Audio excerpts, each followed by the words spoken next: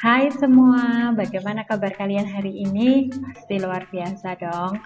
Oke, hari ini kita akan belajar bersama-sama mengenai materi termokimia. Namun secara khusus, Ibu akan menjelaskan mengenai apa itu reaksi eksoterm dan apa itu reaksi endoterm.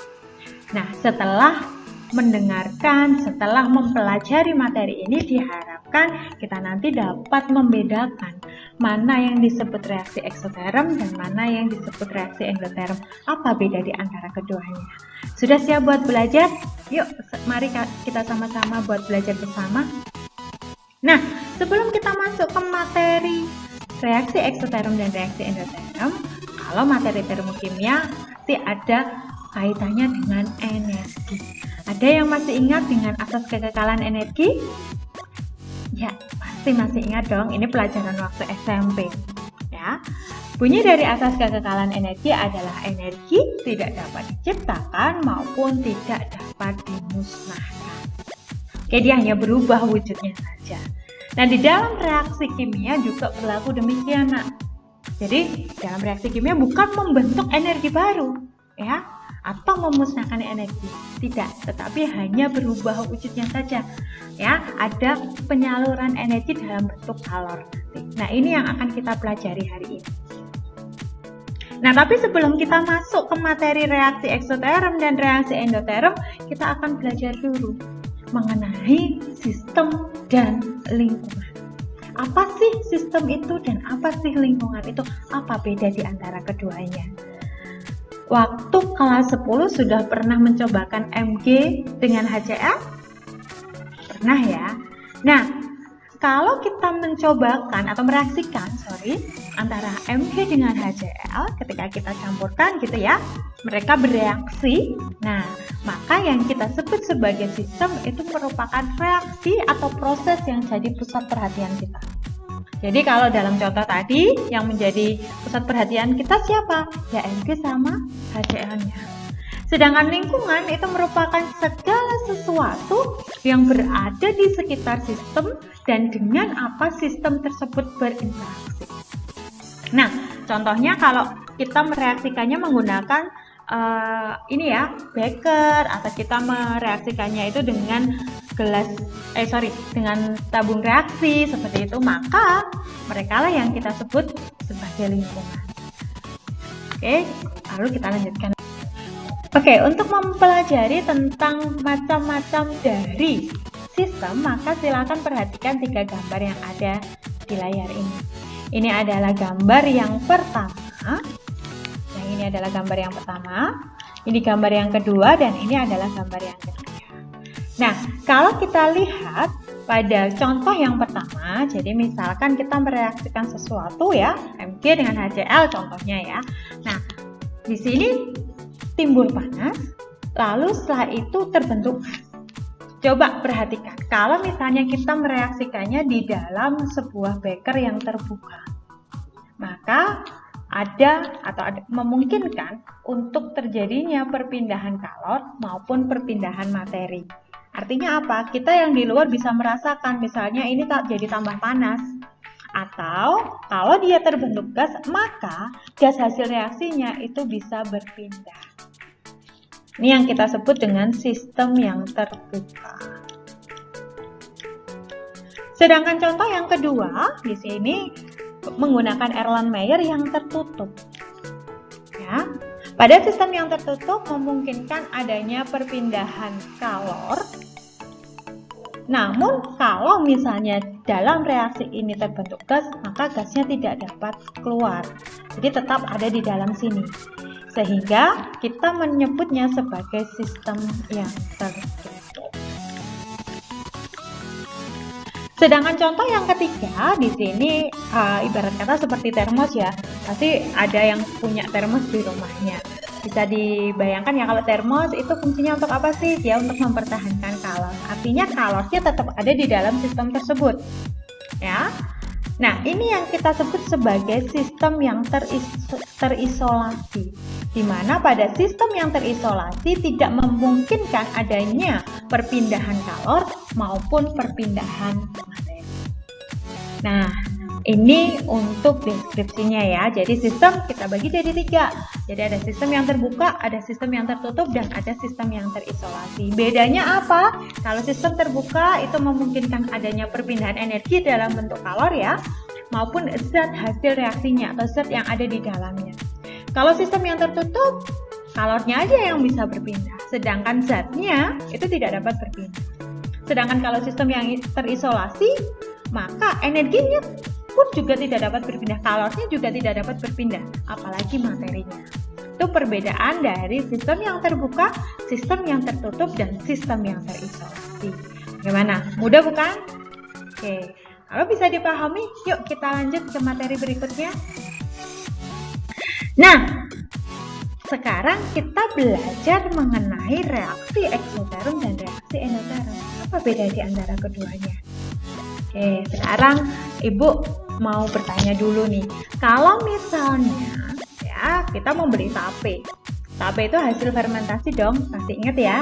Oke, apa yang kita rasakan di dalam tape itu ketika kita memegang wadahnya? Oh, dia jadi panas. Atau misalnya tadi kita mereaksikan antara HCl dengan Mg. Kalau kita memegang tabung reaksi, apa yang kita rasakan? Tambah panas. Ya, berarti ada perpindahan kalor di antara sistem dan lingkungannya. Nah, kalau kita lihat dari kalornya, ya, arah perpindahan kalornya, maka reaksi kita bagi jadi 2, yaitu ada reaksi yang eksoterum dan ada reaksi yang endoterum. Apa beda antara keduanya? Kalau reaksi eksoterum itu dia ada perpindahan kalor, atau kalor mengalir dari sistem menuju ke lingkungan. Nah, yang bisa kita rasakan itu adalah lingkungannya. Berarti kalau reaksi ini merupakan reaksi eksoterum, kita merasakannya itu akan menjadi lebih panas. Karena ada perpindahan kalor dari sistem ke lingkungan. Sedangkan kalau reaksinya di sini itu adalah reaksi endoterum, maka kalornya ya, itu mengalir dari lingkungan ke sistem. Oke. Nah, kita posisinya sebagai lingkungan, berarti apa yang kita rasakan? Yang kita rasakan itu adalah suhunya nanti bertambah dingin. Itu perbedaan dari reaksi eksoterum dan reaksi endoterum. Nah, selanjutnya ini merupakan gambaran dari reaksi eksoterum dan reaksi endoterum. Kalau reaksi eksoterum ada perpindahan kalor dari sistem menuju ke lingkungan. Sedangkan kalau reaksi endoterum ada perpindahan kalor dari lingkungan menuju ke sistem. Oke, udah bukan? Nah, ini merupakan gambaran dari reaksi eksoterum dan endoterum. Selanjutnya kita akan belajar mengenai diagram tingkat energi. Nah, kalau ada reaksi, ada yang namanya produk, ada yang namanya reaktan. Ada yang masih ingat apa beda produk dengan reaktan? Pasti semuanya masih ingat dong.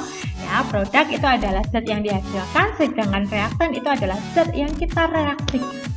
Nah, di sini ada yang disebut dengan entalpi. Oke. Tapi entalpi di sini tidak bisa kita hitung, Nak. Yang bisa kita hitung hanya perubahannya saja. Oke. Untuk diagram tingkat energi dari reaksi endoterum dan reaksi eksoterum bisa dilihat pada tayangan berikut. Oke, jadi dia di sini kalau reaksinya itu adalah reaksi endoterum, maka entalpi produk jika kita kurangi dengan entalpi dari reaktannya, jadi akhir dikurangi awal, dia akan lebih besar daripada atau nilainya itu adalah positif. Oke.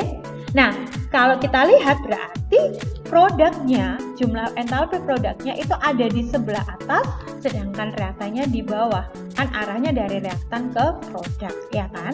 Nah, semacam ini kita sebut sebagai reaksi endoterum. Sedangkan kalau untuk reaksi eksoterum, karena entalpi produknya itu lebih rendah daripada entalpi reaktannya, jadi dia harus mengeluarkan kalornya ya supaya menuju ke sini, maka delta H-nya itu adalah kurang dari 6. Maka nilainya nanti untuk reaksi eksoterum biasanya dia menggunakan minus X kilojoule. Bisa kilojoule, bisa misalnya kilokalori. Sedangkan kalau endoterm berarti nanti nilainya itu adalah positif. Kita lanjutkan ya. Oke, atau penggambarannya bisa dengan diagram seperti ini. Ya, apa bedanya? Oke, coba kita lihat. Ini seperti gunung ya. Nah, ini yang kita sebut sebagai energi aktivasi. Apa itu energi aktivasi?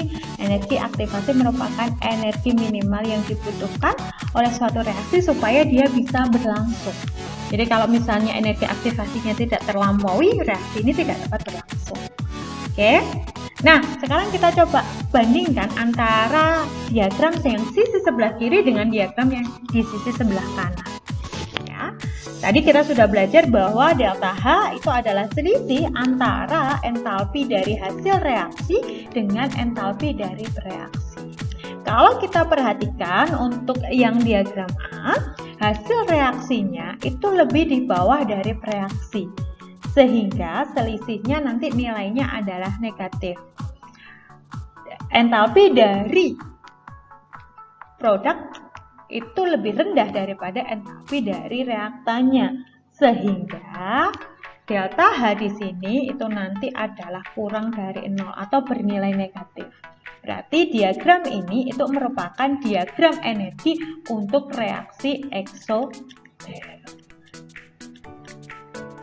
Sedangkan yang diagram sebelah kanan, posisi hasil reaksinya, entalpinya lebih tinggi dibandingkan dengan entalpinya dari si bereaksi.